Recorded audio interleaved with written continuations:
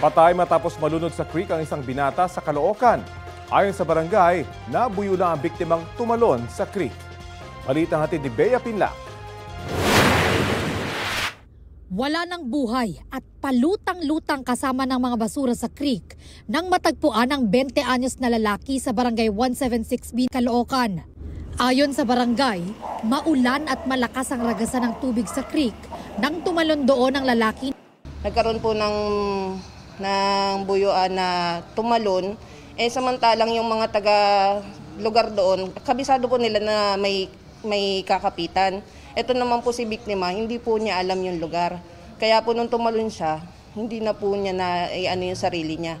Sinubukan pa raw siyang isalba ng isa sa mga bata sa lugar, pero hindi na nakaya.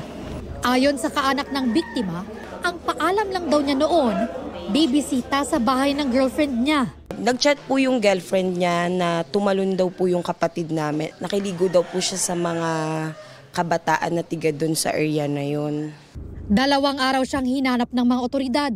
Sinuyod nila ang bahagi ng creek na dumadaloy patungo ng Bulacan.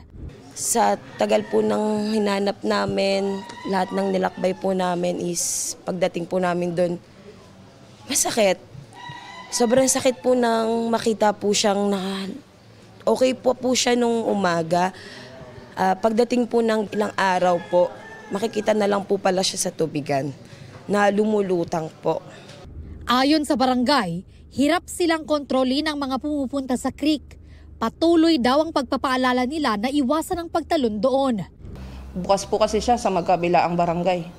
Kaya nahihirapan din po kami na mag-control sa mga tao at mga kabataan. Bea Pinlac, nagbabalita para sa GMA Integrated News.